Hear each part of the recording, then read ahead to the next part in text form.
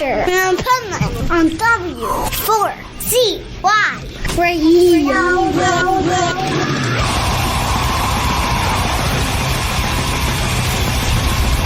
This is Pipeman here on the Adventures Pipeman W4CY Radio, and I'm here with Will Martin from Earshot. How are you? I'm good. A little sweaty, but good. Welcome to prison. I know. I've never been to an actual prison, and I think it's really cool because I love the movie Shawshank Redemption. Me too, man. It's like one of my favorite movies of all time. So it's really cool to be here at this location and play a rock show. I think that's really awesome. You know what? I do festivals all over the U.S., U.K., Europe. My youngest daughter, she always call me, "So, you excited to go to this festival?" I'm like, well, I love it. It's a lot of fun. I don't know if excited's the word, and when you're doing it every weekend. Yeah. But the first time I did this interview, prison, incarceration, Yeah. I called from the prison yard.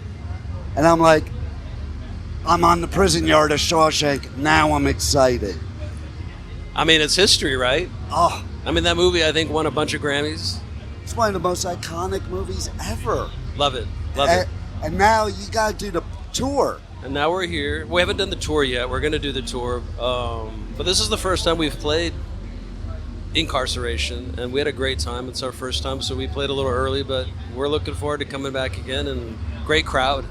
Yeah, did it blow your mind, okay, that you're playing this early? Yeah. And there's that kind of crowd out there? It was. There was a lot more people than I expected would be that early. So kudos to the festival and to the people that came out early. Just a really awesome layout, the whole thing. Right. It's very well run, organized for the most part. I mean, it's chaotic, but it's organized chaos. Yeah, and behind you in the interview is the warden's widow. Yeah, I know. And, Not the most attractive thing. well, yeah, she might eat you during the interview. I'm not sure. It's like she's going to come eat me. And they have this thing called Blood Prison, which is down in the basement, which is the haunted tour. Really? And the characters are going to haunt you, but it is also really haunted. Okay. So you might not know if it's the characters or a real ghost. Gotcha. Okay. So Good I to hope know. they like your music, I hope so, too. because If they don't, I'll turn them into one. that's the key right That's what there. we do. That's what we do.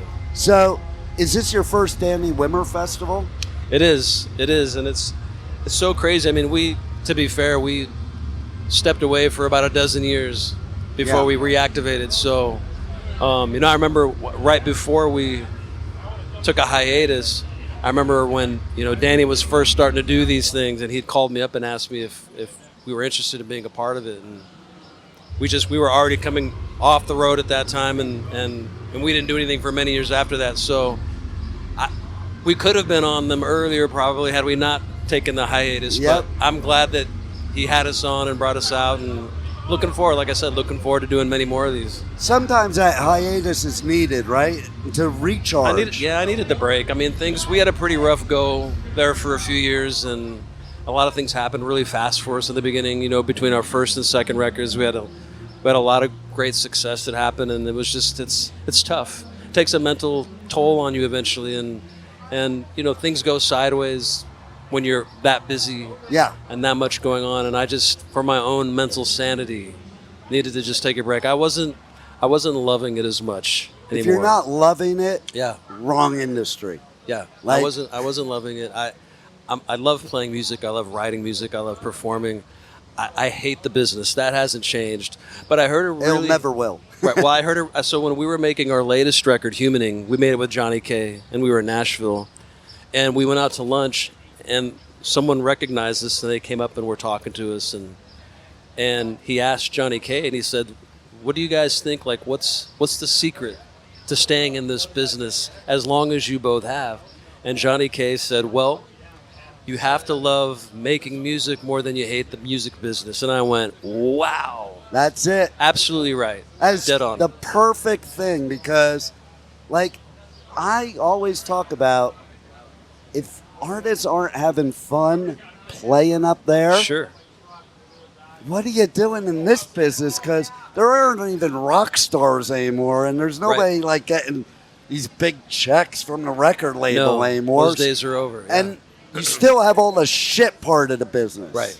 Right. I remember being a teenager in LA in the 80s, and I was very involved in the business, knew all the bands, and that's what I was going to do until I saw the back end. Yeah. And when I was backstage and looking at what these record labels were doing with other band friends of mine, Yep.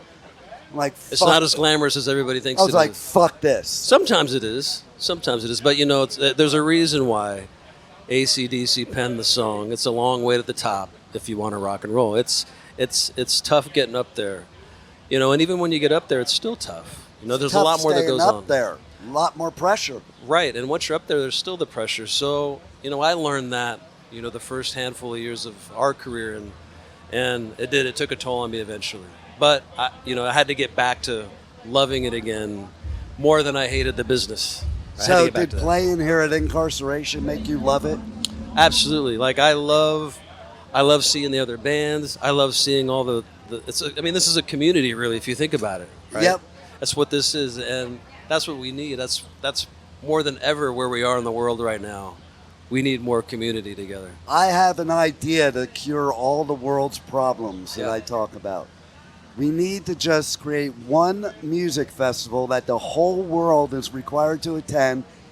No political leaders are allowed. They're banned. Yes. And everybody just gets in the mosh pit and we work it all out. Exactly. I mean, like, we don't need guns and bombs and missiles and all this. Just get in the how pit. many things I've worked out that I didn't kick the shit out of somebody in real life from going into the pit. 100%. You I know? like your idea. I'll vote for you. There you go. You know, Pipeman for president. Want to know what's funny about that? You're going to run. Is this where you're going to announce I you're going to run? have been. Okay. I do this bit on my show every election, Pipeman for Prez. Yeah. Okay? I love it. And I run this commercial where we do a voiceover of Bill Clinton saying, I did not have sexual relations with that woman. And then I come on and say, I'm Pipeman and I will have sexual relations with that woman. Vote Pipeman for Prez. And I'll tell you the silliest part about it. You know, it's a bit on the radio. I've done it every election in recent years. In 2016, I couldn't vote for anybody. So I wrote myself in as a candidate. I like that. And I know, factually, at least 6 of my listeners voted for me for president. That shows how fucked up shit is that 6 people besides myself, at least, are voting for a radio personality, not even my real personality, but my radio personality. Yeah. Can you blame them, though? No, I can't fucking. I can't. Why did I vote for myself? Yeah. Because fuck all these clowns. The options They're all on aren't the same great. team, Yeah. and it ain't mine. Exactly. Amen. Oldest trick in the book, divide and conquer. We gotta stop being assholes. Yep. Just live and let live. If you're a decent person, I don't give a fuck who you vote for. It's not my business. Yeah. That's how I was brought up. Yeah. Right. You know, don't talk politics and don't tell people who you vote for. It's not their business. Yeah, who gives a shit anyway? It's all about the music. Matter? The politicians don't give a shit about us, and they're not giving us what we think we're voting for. Nah, they never do. You know? It's a bait and switch. Music's the best fucking therapy, the best uniter, especially this genre. 100%. We're a big family. Everybody thinks, oh, they go to mosh pits, they're scary. Dude, we have rules. Pick somebody up if they fall down. I mean, listen, they are scary, but it's not as scary as a fucking bomb getting ready to drop on your fucking No head. doubt. Yeah. And you can work your shit out, get the therapy, and at the end of the song, all these big scary dudes are giving a big hug. Yeah, exactly. You know, It's a after you beautiful just thing. smashed into each other. 100%. A lot of people could learn a lot from us. Then we've done our job. There it is. So We've done our job. now that you're starting to love the music again, have you figured out the coping skill of dealing with the shit you didn't like? Yeah. I have. And the answer to that is to stay in my lane.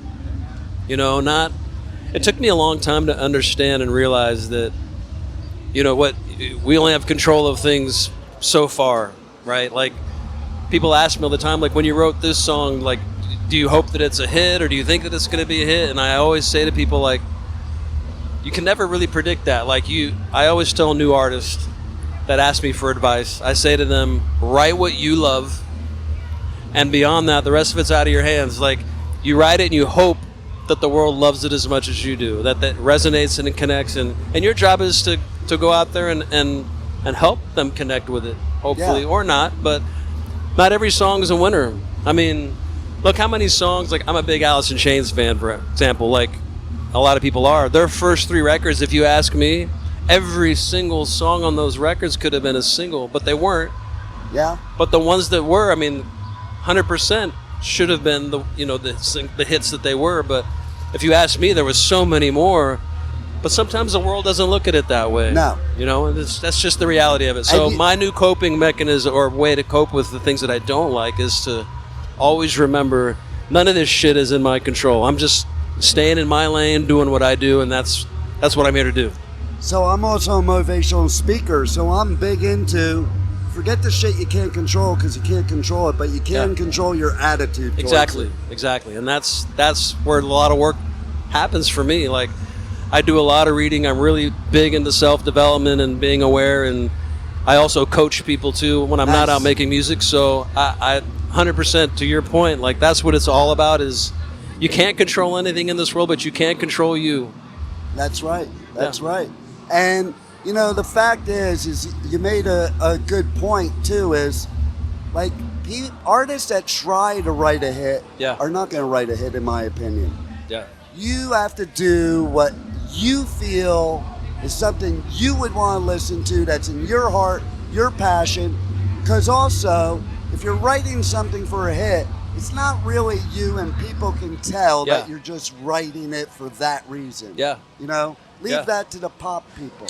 Right, and that's, I think that's the hardest part, I think, for artists in general, is that it takes a real effort and practice to sort of detach yourself from your own work, right? Like you can't get so attached to it that just because it doesn't do what you think it's going to do, that you get so offended by it.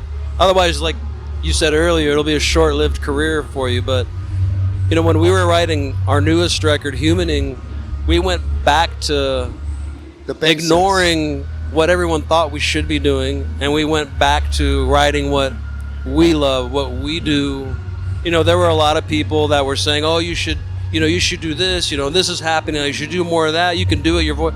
But that's not who I am. You know what Tony Robbins says about that, right? What's that? You just shoulda all over yourself. Oh, right. You know, I learned a really good lesson about the word should've.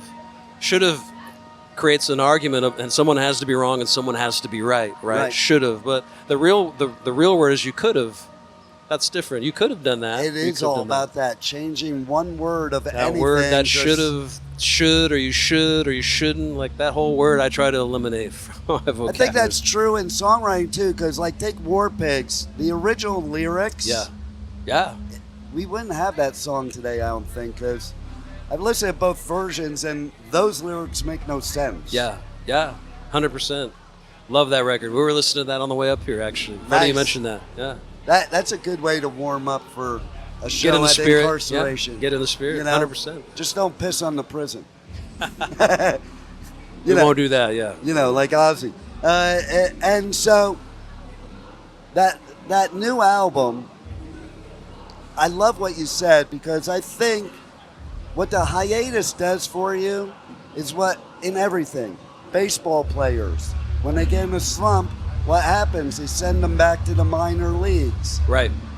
Like you're in that mode. You can't keep going in that mode. That's why, even like with COVID, I always said some of the best music's going to come out of COVID, because all these artists that were on this hamster wheel that they couldn't jump off of have a chance to step back and decide what they really want to do with their music. And that's what happened to you, I'm sure, before. It's like you're on the go. You never have a chance to decide, is that the road you want to be on? Right. You know? Right. So you can evaluate. So I think your newest album, you were able to go back to the basics and what got you loving music and making music. Yeah. And that's key. Yeah, that's the whole key. And even when we started this band back in the day, we had no idea you could make money, because none of us ever had before. Right. And we were just 4 guys that just sat in a rehearsal space, and we just wrote 4 songs that we loved, And as it turns out, those 4 songs generated a lot of label buzz and interest, and we ended up getting our first record deal with Warner Brothers. So the key to success is actually really simple. Be yourself. It's not rocket science. It's just write what you love and Be do yourself. the best you can. Yeah. Be real. Be real to yourself. And you write lyrics that mean something to you, and the best songs, also the audience puts their own meaning to Right. it. Like Yeah. they don't have to feel the way you do about those lyrics. Yeah. They just have to feel. Right. And I don't know if you feel the same way about this, but I get a lot of people that ask me, like, what was the inspiration for this song, or what's that song about? And 2 things I say to that. I mean, I find that as I sing these songs many years later, I realized that what I thought I was writing about wasn't what I was writing it about at all. I was actually writing about something deeper under the hood, which was actually about me and not about what I thought I was writing about. That's number 1. Number 2, I think it kind of takes the fun out of the connection away from people when you tell them this is what it's about. To me, I mean, I was always that music lover that my favorite songs were my favorite songs because I went, this is how this lyric applies in my life, and that's why I love this song. So if somebody tells me a song that I thought was, about blue skies and peace, and someone goes on, it's about a shit in the toilet or whatever, like, oh, really? Oh, you just ruined it. Like, Yep. So I don't know. It's a double-edged sword. I'd love for people to connect with our music and figure out, but I also like to give space to people to figure out what it means for them. I totally agree with you. That's why I never ask those questions in interviews. 'Cause Yeah, but it's sometimes interesting, though. Sometimes you if do it's want a to cool know. story, if there's a cool story, Or maybe there's like an expiration date, like after this many years, then you can talk about, right? I don't know, like I would love to know what inspired Stairway to Heaven, but that song's how many years old? I'm never not going to love that song now. That's true. That's But true. it would be interesting to ask Robert Penn, like, what were you, like, were you just high on acid that day? Like, what? That makes sense, right? Could That- be. You make a great point. Yeah. So tell everybody how they can check out the new album, check out your merch, Yeah. further tour dates, and they have to buy your merch or they can't listen to my fucking show. I like that rule. It's a good one. That's the best So rule. people can find us. We've worked really hard to make it super easy. Our website address is earshotband.com, and all of our social handles are Earshot Band. So easy. Everything's the same. Spotify, Apple Music. We're on all of the streaming platforms. And we have some dates coming up in September. We're not all the way done booking them yet, so we're not quite ready to announce them yet, but I would invite people to go to our website or follow us on social media and follow us also on Spotify, Apple Music, because one thing I just learned about these streaming companies is if you're following an artist, it actually alerts you not only when there's new music, but it alerts you when they're coming to your city. Yeah, like is Apple really cool. Music now has tour dates on Yeah. it. It's cool. Spotify, all of them. So I think that's the next thing now. That it's a really cool feature that they've rolled out for both of those platforms. I even love it because now instead of me like searching, Yeah. I just go to Apple Music and It's 2 right there. seconds, it's done. Yeah, right where you're already listening to music. So it's a beautiful Exactly. thing. So soon. Tour date's coming up soon. Just keep checking. All right, well, you frickin' rock. Dude, Pipeman, thank you, my man. You- and I hope you do win the president.